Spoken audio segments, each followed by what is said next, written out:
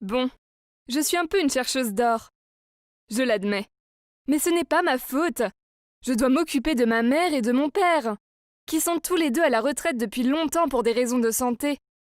Alors quel choix ai-je?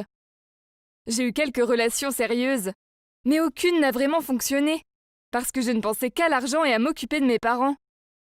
Puis j'ai commencé à sortir avec un gars qui n'était pas particulièrement riche. Mais il avait un emploi stable et un peu d'économie de côté. Alors il m'a rendu la vie plus facile.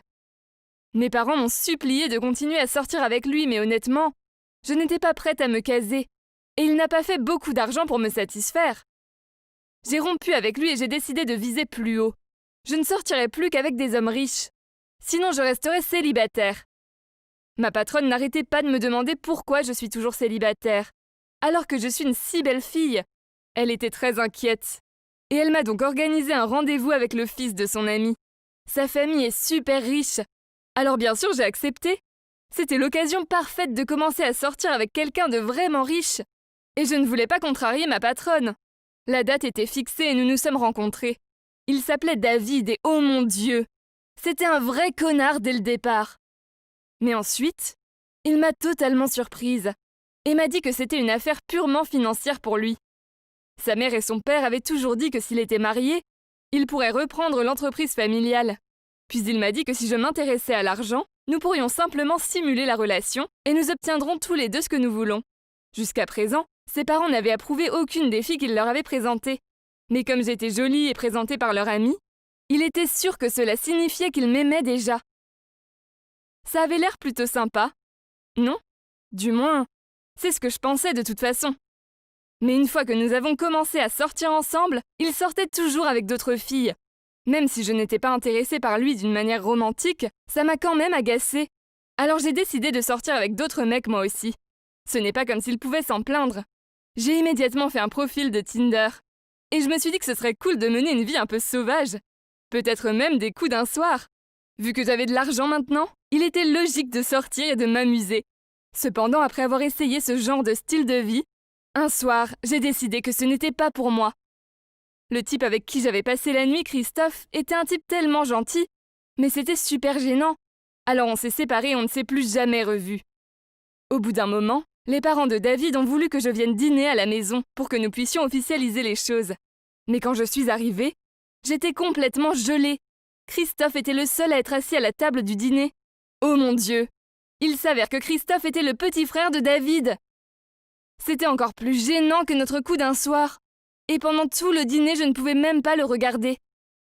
Après le dîner, tout le monde était en train de nettoyer. Et je me suis faufilée dans le jardin où Christophe fumait. Nous avons promis de garder le secret jusqu'à notre mort. Et pendant les mois qui ont suivi, tout allait bien. J'ai continué à faire semblant de sortir avec David et j'ai reçu tout l'argent dont j'aurais pu rêver, sans avoir à m'engager avec lui. C'était incroyable. Une fois, ses parents sont allés en Europe pendant une semaine, et il a amené sa vraie petite amie à la maison. Et ils ont organisé toutes ces fêtes folles qui ont duré toute la journée et la nuit.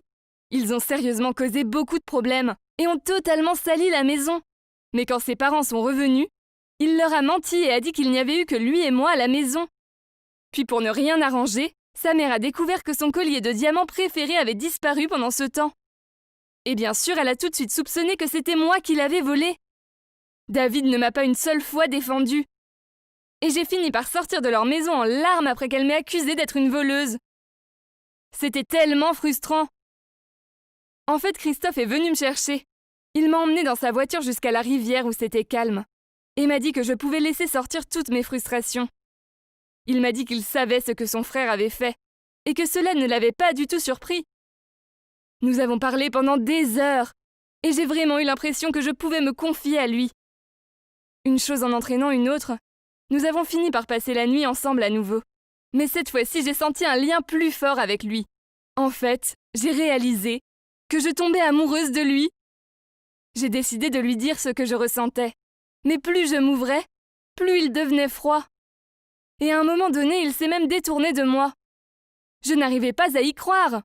Je me suis sentie si blessée. Est-ce que ça voulait dire qu'il était juste un connard comme son frère? J'ai même essayé de lui envoyer un texto pour lui dire. Mais il m'a ignorée. Quel était son problème? Je me suis sentie tellement agacée que j'ai fini par appeler ma meilleure amie Cassie pour voir si nous pouvions avoir une soirée entre filles, afin que je puisse me confier et me soulager. Nous nous sommes rencontrés au pub après qu'elle ait fini son service à l'hôpital. Et je lui ai tout dit. Elle ne pouvait pas le croire et a demandé à voir leurs photos, en plaisantant qu'elle voulait voir à quoi ressemblaient ces connards pathétiques qui avaient fait tant de mal à son amie. Je lui ai montré et elle a haleté.